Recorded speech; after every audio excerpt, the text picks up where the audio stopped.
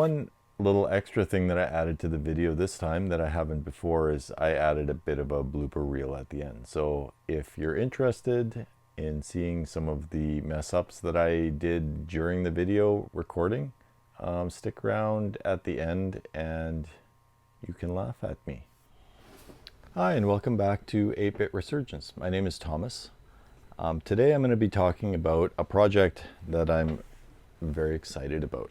It's something that I come up with. I've had it completed for about a month now, and I was just tidying up the project to make it look presentable, to show it on a video. I haven't told anybody but a couple of close friends about it. So as you've probably seen from the title, it's about the 1581D. Now, I had always wondered, had Commodore come out with a 1581D, a dual 1581 drive, back in the 80s, what it would have looked like. I was a huge fan of the dual drives, you know, the pet drives, the 4040s and the 8050s and 8250s. But my favorite overall was the 8250 LP. That was the low profile, like dual SFD. It was cool looking, it was slim, it was really nice, and it was a drive that I always wanted to get. Never did back in the day, have one now, and very happy with it. But I always thought, what would it have looked like had they done that? And you know, other than the 8280, which was a stacked 8-inch drive, they generally always put their drives side by side. So I thought, well, it probably would have been a side-by-side drive. So I thought, well, let's do that. So I had designed already, I've shown that, the case that I designed for the 1581. And I thought, well, I'm going to expand on that, and I'm going to make a wider version of it. Originally, I thought, okay, I'm going to start with basically 2 singles in there, but ultimately I wanted to get to an actual dual drive, where they were internally connected and behaved like a dual drive in terms of connecting and function. I managed to achieve all of that, and I'm going to show that to you today. So the first one I'm going to show you is the 1581D. It's in a natural translucent case, and that's right here. It's 2 1581 boards in a dual case that I designed. It has obviously the 2 drives, and it's of the style that I came up with, based on a Commodore World magazine photo I saw once, with the 2 drives poking through the face. It has the LEDs there and there, and then a single label. And I recreated the label, so it says 1581D. Now, on the back, it'll look very familiar to you. If you've ever seen a 1581, you have power switch, the power connection, the device changer switches to go, you know, 8, 9, 10, and so forth, and then the 2 IEC ports for connecting to your 64, and then daisy chaining to another drive. This initial one, it was more of a proof of concept for me. I wanted to build a dual drive, but didn't want to go too far. I still had my original boards that didn't have the link circuitry on it. So I thought, well, I'm going to start with that. I'm going to print one of those up, try it out, see if I like it, and then if it was working out, I'd move forward. This is the result of it. So in hooking it up, obviously you would hook it up as though you had 2 1581 drives. The switches on it are just to toggle, permanently toggle the Jiffy DOS on or off, which isn't really necessary, but it's there. don't have to use it if you don't want. So let's have a look at the inside.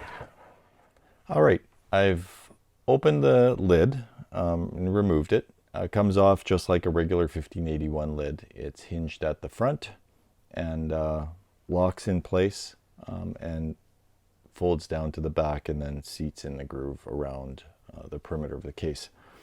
So I didn't show that. Might show that on later on when I'm showing you the second iteration of it. But anyway, this is the internals. This is what it looks like inside the 1581D. It has two standard boards. These were ones that I've created.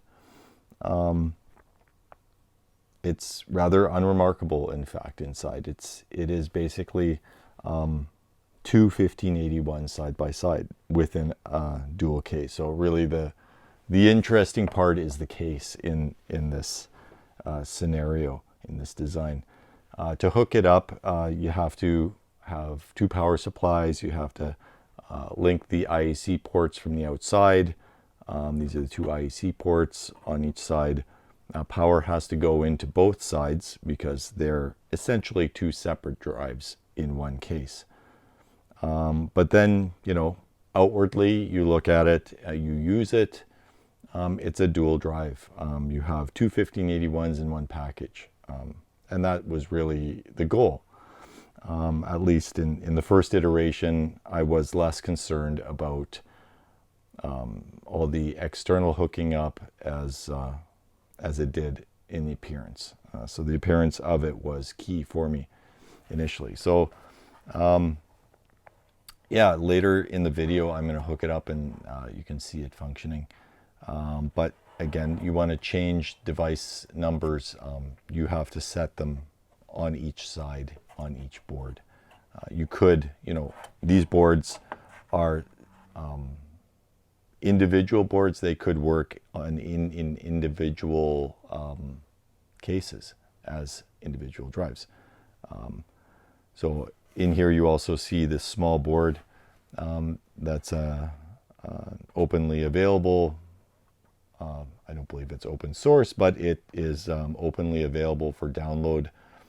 And you can run it through someplace like PCBWay to produce some of these boards so that you don't have to modify the drive mechanisms at all. I've had great success with these boards. I've tried Sony, Panasonic, Nutronics, Alps, Samsung, TIAC, probably a couple more drives that I can't think of right now. But I have not yet found a drive where this little board won't make it compatible with the 1581 board.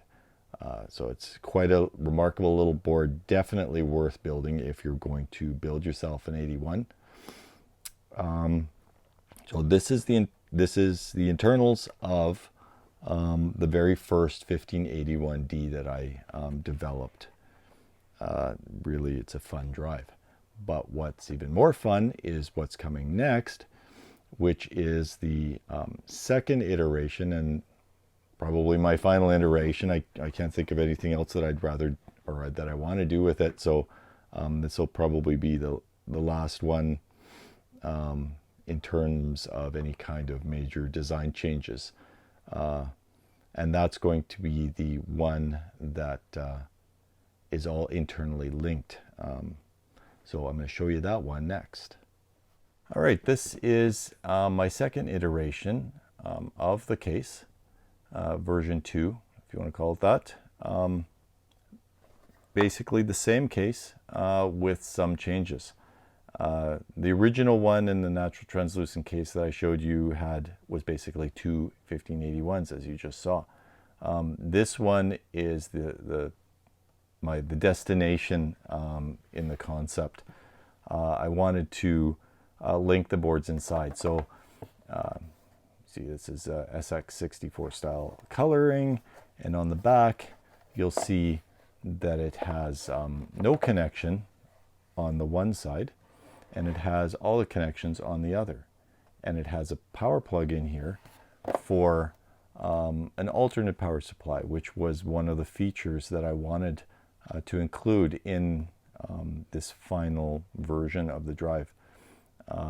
The 1581 power supplies, or 1541 two power supplies, which is the same power supply, those power supplies are getting expensive, and the CMD drives, you know, like the FT2000, FT4000, they used a wall wart. Now those ones back in the day were transformer style, whereas nowadays we have switching power supplies which are more efficient, don't get so hot, and they're also very affordable.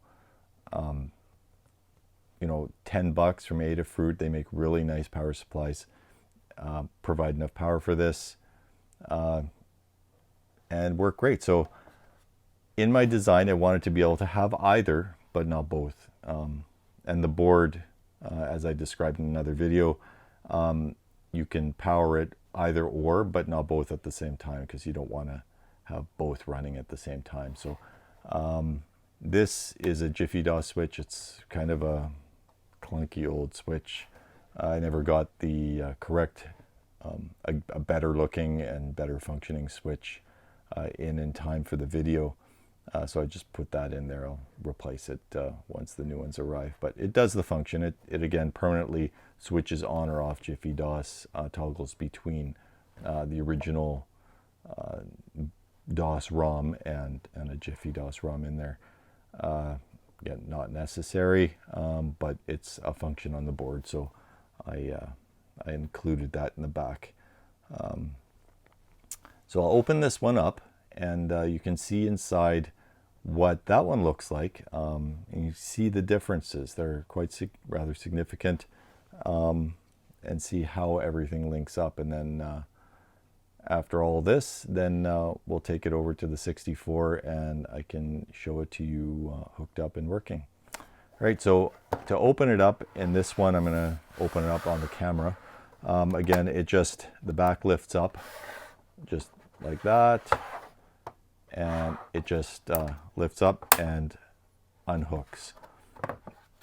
The inside, I put a rib down the center to strengthen the case in case you put your panel on top of it or whatever. I didn't want this collapsing, fracturing. It is 3D printed, so there always has to be some thought about structure.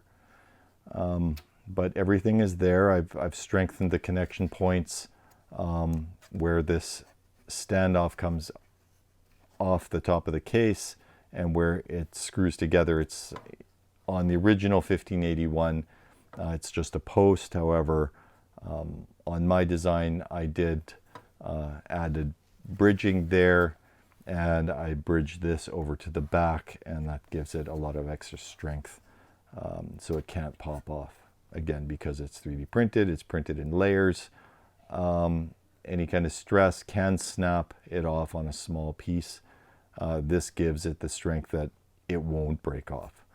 Vents through the lid. You can see through the vents in the top of the lid. Those allow for heat dissipation on this design. All right, so we've opened up the case here, and we're looking inside. Now you'll notice some differences here. Of course, on this side here, all the ports are missing, and they have all been transferred over to the primary board, which is on this side. These wires here, those are the IEC cables. The red clamp that you see there is for organizing the wires as they pass from one side to another to keep things neat and tidy.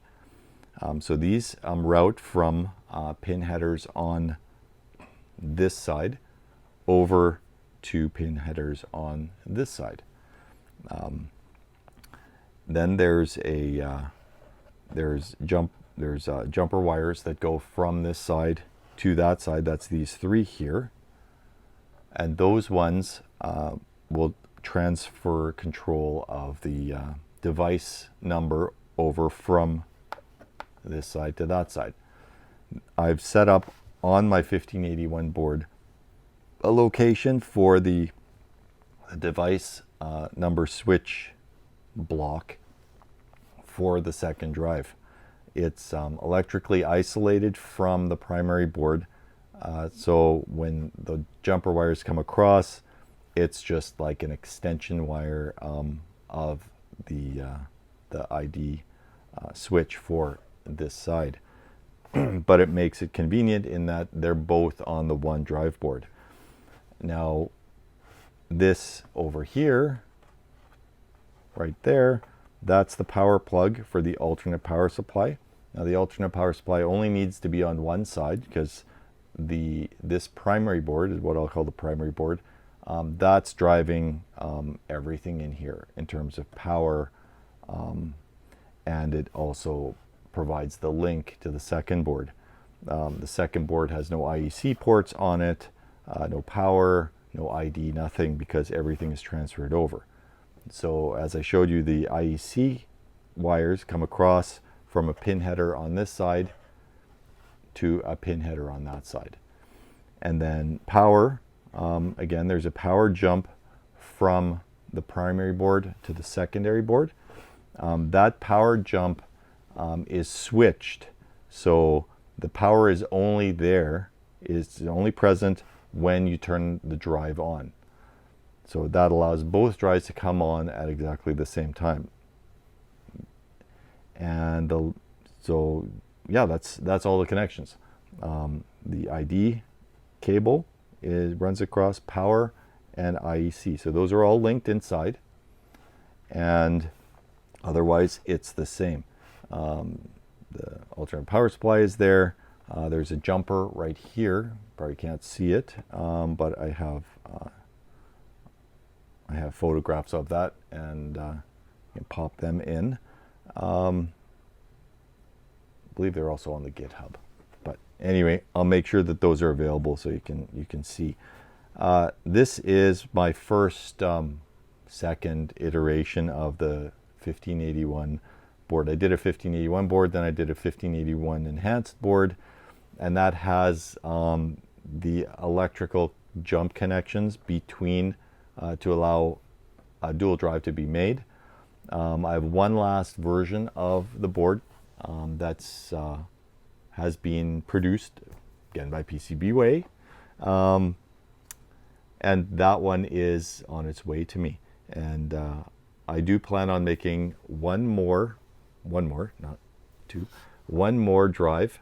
Not sure the color scheme, but I'm going to print one more up, and with the new connections, the 1581 enhanced board that I created, nothing wrong with that board. I have that up on the PCBWay shared project site.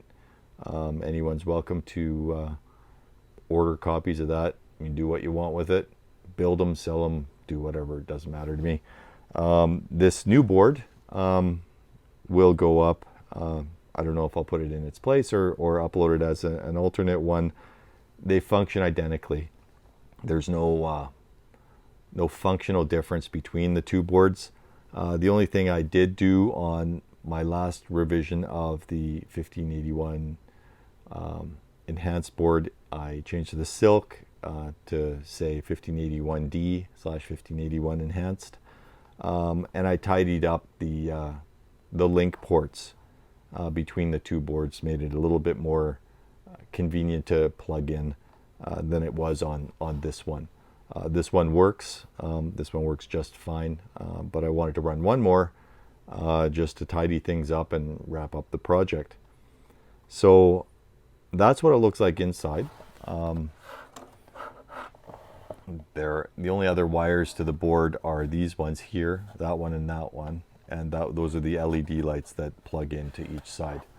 But otherwise, that's the connection. This switch, this ugly switch that I installed in the back, that one runs over to the Jiffy DOS switch connection on each board, and it's a double pull, double throw switch, so they're electrically isolated but switch at the same time. So if it's up in one position, Jiffy DOS is enabled on both, and you switch it down, the Jiffy DOS is disabled on both sides and the original stock ROM is activated. So that's what that switch does. People have told me you don't need it, and that's fine. I understand, but that feature was there and I wanted to add it, so it's my drive. I added it. So so that's it in terms of what it looks like inside. We'll head over to the computer and I'll hook up these drives and you can see them working. All right, we're here with the very first drive that I created, and that's the natural translucent cased one with the two individual 1581 drive boards inside. And as you can see, it has two separate power supplies to it. It has the IEC serial port cable that goes to the 64, and these two are a single cable that link the two sides together. So the machine's powered on, drive's powered on. We have power lights there. We'll check the drive channel of drive 8. That's showing nicely. And then we'll switch over to 9 and check that one. That's nice too. We have two Jiffy DOS drives in one. So we'll switch back to 8.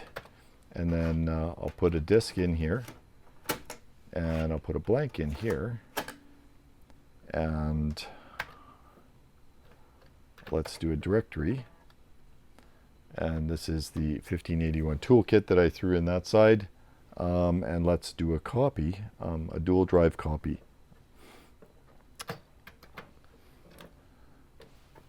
So as you can see, it's loading on drive 8 of the dual. And it's come up, and we're going to do a fast data copier. And we're going to tell it that it's a dual drive that we're going to use. And then here it says drive 8 to drive 9. We just say copy disk and hit space, and off it goes. Now I'll just fast forward to the end of the format so you don't have to wait like I do till it's done. All right, the drive copy has completed, copying from drive 8 to drive 9. And the screen indicates there were no read or write errors, space to continue, and that's done. So I'll just reset it and we'll go have a look.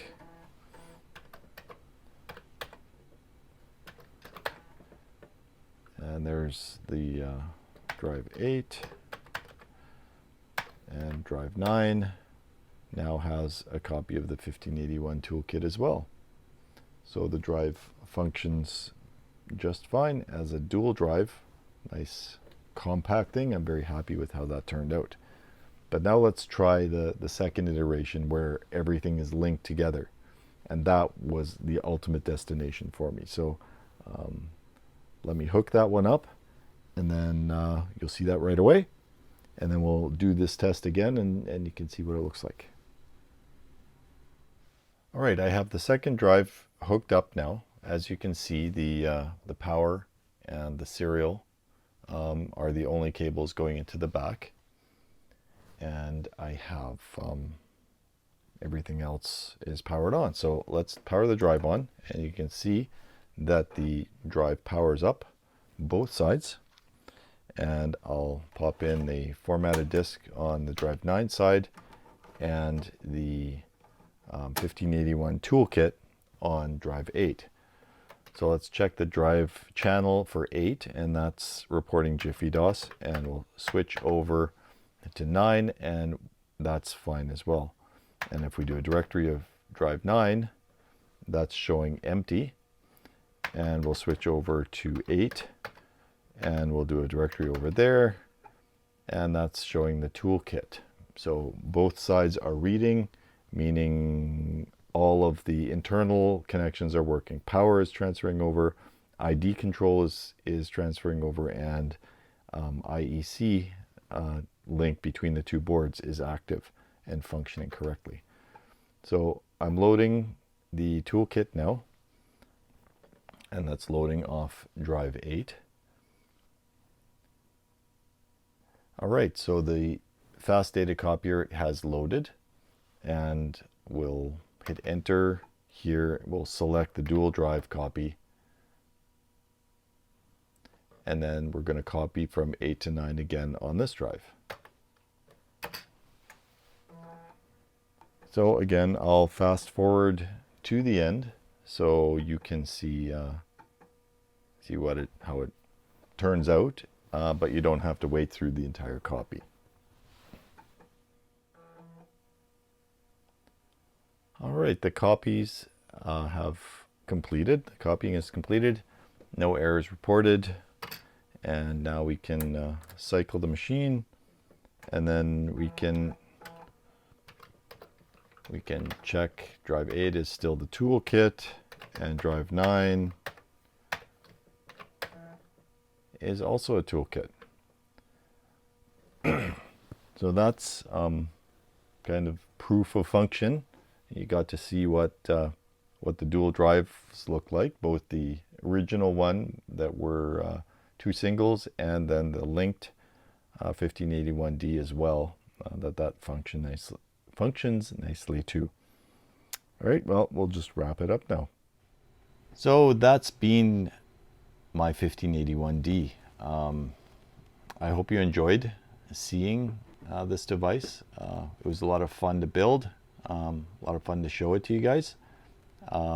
If you have any comments about it or improvements before I test my final boards, leave a comment below and let me know what you think. I'm still contemplating the color scheme for it, so if there's any kind of overwhelming support as to what it should look like, maybe I'll follow your guys' cue if you're interested in commenting and seeing something like that. So any ideas or changes, I'm always open to suggestions. But the last board that's on its way, I do want to test all the connections on it before I put it up, make it available for people to possibly make their own. So that'll be the final dual drive that I plan on building. If there's any interest in you guys wanting to build one yourself, I have the STLs. I might make them available on my shop if there's any interest. At the moment, they're no place except here.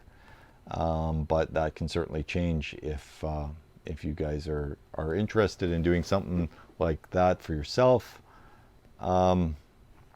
It's not necessarily anything that I'd like to do commercially. These dual drives do take a lot of time to build.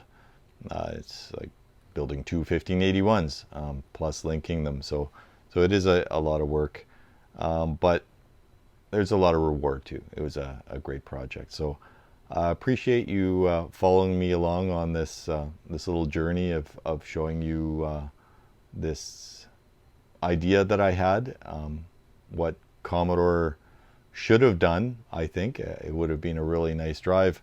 Obviously there are economic reasons why, and things move along, so it wasn't something that would have really ever happened. But this is my idea of what could have happened.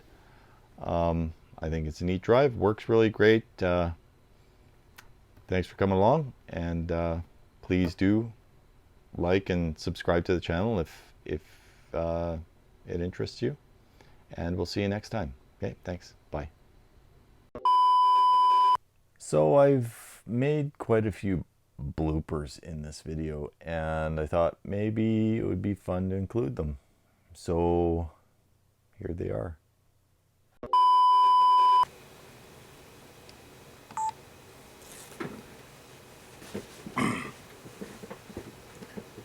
Hi, and welcome back to 8-bit.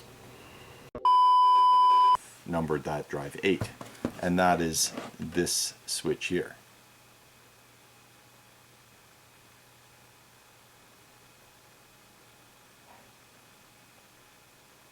What is my camera doing? Piece of shit. And it has the label on the one side. What is up with my camera. And then we'll do a directory.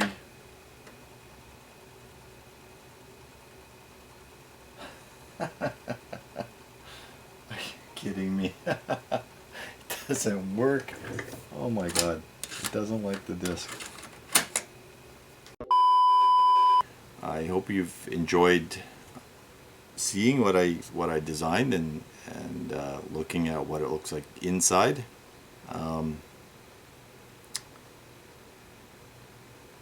Yeah, I don't know what else I'm going to say. I hope you enjoyed it.